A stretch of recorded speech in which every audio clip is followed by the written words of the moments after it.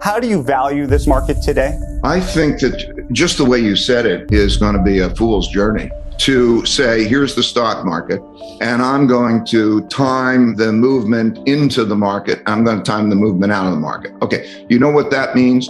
You're going to outguess what the next variant move is and what the next other thing is. A lot of things depend on a lot of other things, and everything readjusts. What has to happen, I think, is investors, most importantly, have to realize two things. First, that cash is not a safe investment, is not a safe place, because it will be taxed by inflation. There will not be an interest rate that will anywhere near compensate. And it seems good because it's not volatile, but you're paying a tax of a few percent a year on that. So A, stay out of that. And then B, know how to balance a portfolio, because the way portfolios work, it's almost like for some part, something happens, another thing happens. In other words, what you can see in the markets today is that, let's say when equities go down because growth expectations falter and there's a greater likelihood of easing, then you see the bond market go up. Or when you see other markets, gold, watch the market action on every day, and you could see those relationships. Wealth is not destroyed as much as it is transferred. And if you know how to balance those investments, we do it in what we call an all-weather portfolio. But if you know how to balance those investments, that's the most important thing. Be in a safe, well-balanced portfolio. You can reduce your risk without reducing your return. And you will not market time this, because even if you were a great market timer, the things that are happening can change the world, so it changes what should be priced into the markets. Let's go back to sort of basics. For every individual, for every company, for every government, over a period of time, you have to earn more than you spend, and you have a balance sheet. There's an income statement and a balance sheet. When one becomes a reserve currency, others want to save in that, and that gives one the exorbitant privilege of being able to borrow in that and to create debt and money, because that's the thing. And it also gives us powers, like a lot of our sanctions come from the dollars being a reserve currency and so on. However, through history, it has always happened that currencies are devalued or destroyed. And in that cycle, when it becomes unattractive to own bonds or debt instruments in that currency, there's a supply-demand problem. Because a bond is a promise to receive currency. So what you are is, when you own a bond, you're long a lot of currency because that's what they promise to give you, and they have the printing press. And then there are shifts that happen. Who is accounting for world trade? Right now, China counts a larger share of world trade than the United States, for example. So what we are doing is we are in a fiat monetary system in which we are running very large deficits that we are monetizing, and that those deficits produce bonds that have to be sold. When I look at the supply and demand for those bonds, I know who the buyers are. There are a limited number of really big buyers. And so I look at their portfolios and so on, calculate what that is. There's not going to be enough demand for those bonds, and there's going to be a need for more monetization of that debt.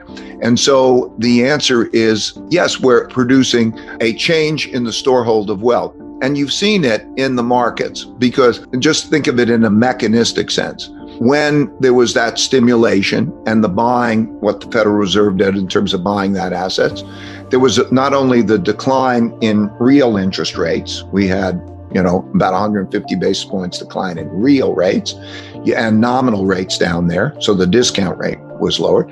You also had a lot of liquidity which came in, and the world now has an enormous amount of liquidity bidding for financial assets. And so if you increase the supply of bonds and you increase the amount of money, bonds are going to be worth less relative to other things, and you're seeing a shift in the storehold of wealth. And like the 1933 period, when Roosevelt did the same moves in 1933, you then saw assets rise because they're alternative storeholds of the wealth. That's what we saw in terms of the liquidity move that we've happened in market, also included in gold and so on.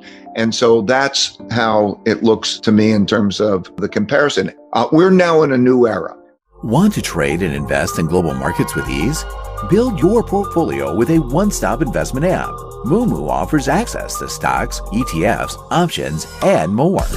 Click the link in the description and make a deposit to claim your free stocks. We're in a new era. We are pressing the limits of that. And that money, at the end of the day, whoever's accepting that reserve currency's got to believe in it. Hey, Ray, one of the things you do write about is China. Some would argue that you have a generous or more sympathetic view to China than perhaps some of the most hawks, if you will, about China. But you think that there's sort of an inevitability to the transfer of wealth of sorts. Well, okay, two things. China, transfer of wealth. I just know China very well, and I come as a perspective, with a perspective as an investor. I've been going there since 1984. I know leaders, and I know how they're thinking, and I know the moves that they're making in a detailed way.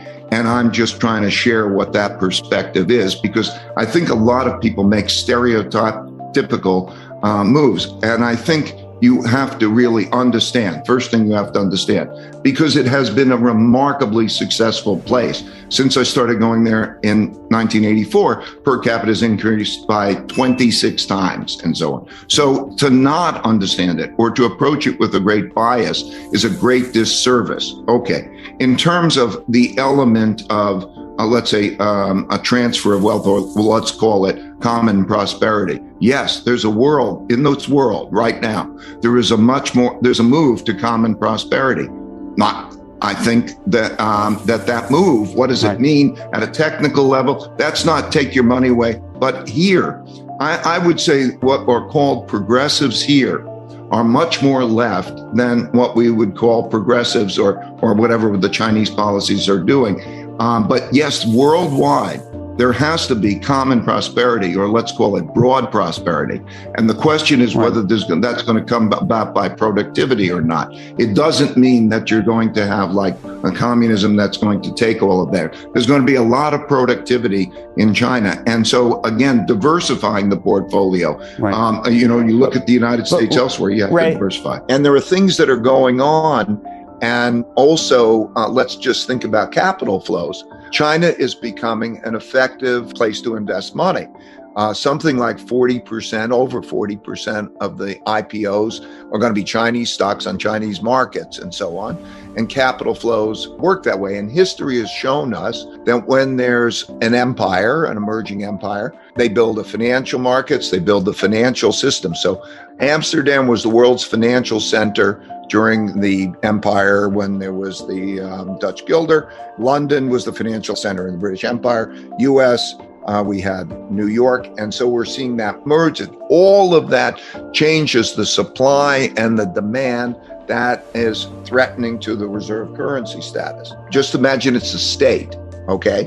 The state of Connecticut, the state of Illinois, and so on. And you can't print the money. That means you either have to raise taxes or cut spending. And history has shown in these empires that causes great conflicts, because raising taxes and or cutting spending has been all through these empires. And I've studied, I don't know how many over a long period of time, the number one reason that you have civil wars. So yes, it's easy to say we have to earn more than we spend and so on. But in this environment, in this highly fragmented environment, how are we going to get there?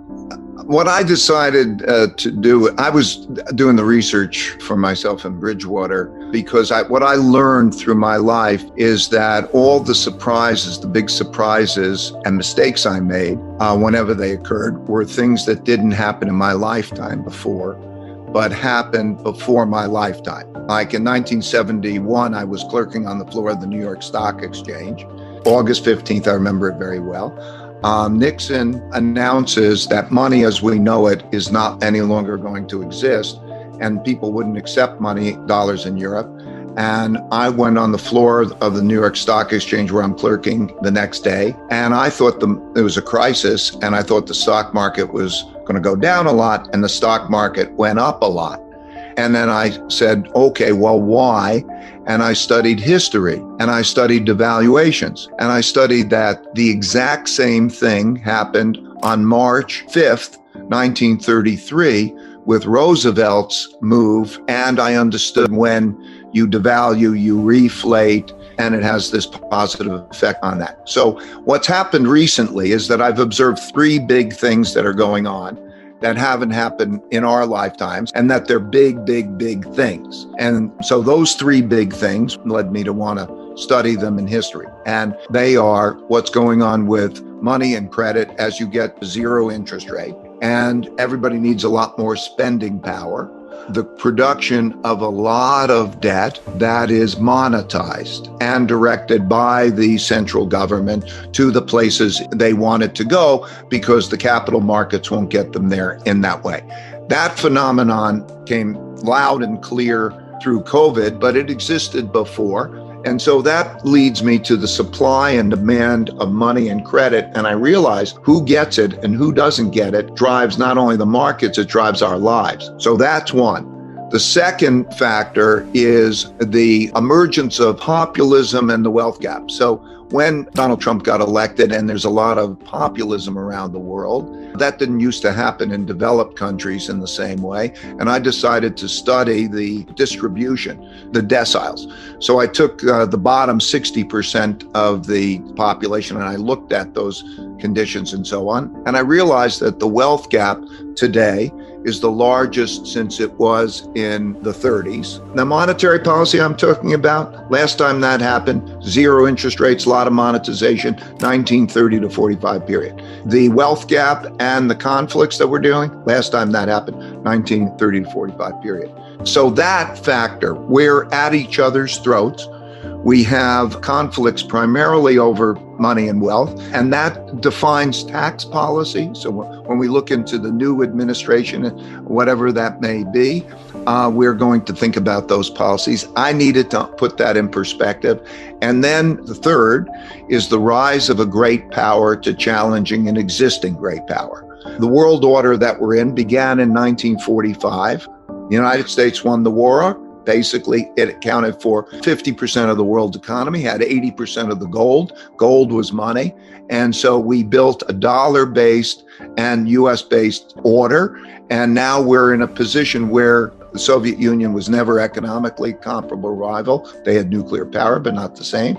And so we're now seeing every day that rivalry. And as you know, like me, like you, will go there and we know the people, makes decisions and so on and so forth. And so by being able to see that, we perceive changes pertaining to that. So those are the three factors of our lifetime, which then said, I need to go back and find out what determines a reserve currency and not. So I went back 500 years because I needed the cycles. It used to be the Dutch Empire, the British Empire, and the American Empire. And that's what I did. So the reason I wanted to share it was I'm now at a stage of my life. I'm 71, and my notion at this moment, and I'll do this for maybe a year or two more, is to pass along the things that I found valuable to other people for them to take or leave as they like. Click the link in the description and make a deposit to claim your free stock.